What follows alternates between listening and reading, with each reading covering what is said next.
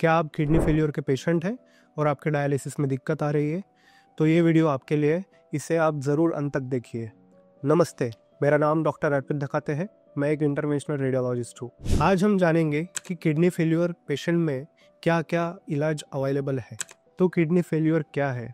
जब किडनी खून सही से साफ नहीं कर पाती तो शरीर में पानी जमा होना, शरीर में टॉक्सिन्स जमा होना, ये सब चीज़ें होने लगती है।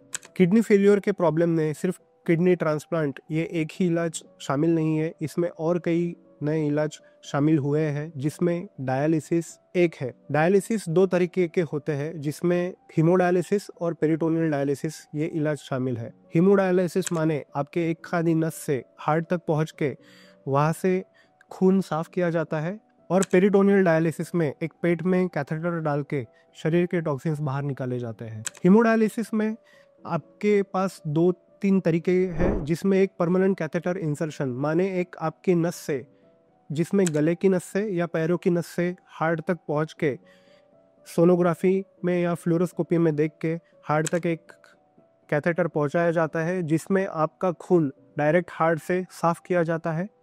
दूसरा, फिस्टुला बना के, आपके हाथों में फिस्टुला बना के वहाँ से एक सुई डाल के आपका खून साफ किया जाता है। अगर इस डायलिसिस के दौरान आपको बार बार दिक्कत आ रही है तो फिस्टुला बंद होने का एक कारण हो सकता है, और जिसमें इंटरवेंशनल रेडियोलॉजी के द्वारा एक सुई डाल के या सोनोग्राफी में देख के या एक्सरे में देख के ये जो ब्लॉकेज है वो आपका सही किया जाता है, और इससे आपका डायलिसिस 2-3 साल तक अच्छे से हो सकता है।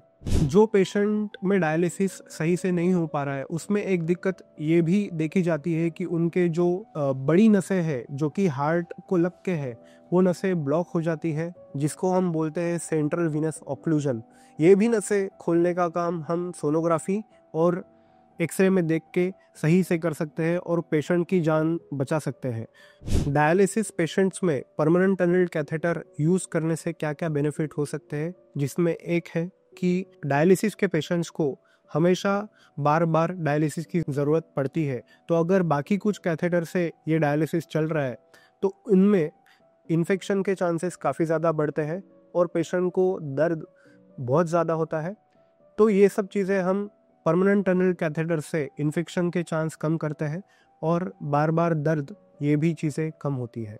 अगर आपके जान पहचान में कोई किडनी फेलियर के पेशेंट्स हैं जिनको बार बार डायलिसिस की ज़रूरत पड़ती है और जिसमें डायलिसिस में दिक्कत आ रही है, तो आप उनसे ये वीडियो ज़रूर शेयर कीजिए और उनको इंटरवेंशनल रेडियोलॉजिस्ट के पास एक ओपिनियन लेने के लिए भेजिए। ऐसे ही इन्फॉर्मेटिव कंटेंट के लिए आप हमारा चैनल सब्सक्राइब कीजिए और बेल आइकॉन को हिट कीजिए, ताकि आपको रेगुलर अपडेट्स मिलते रहें।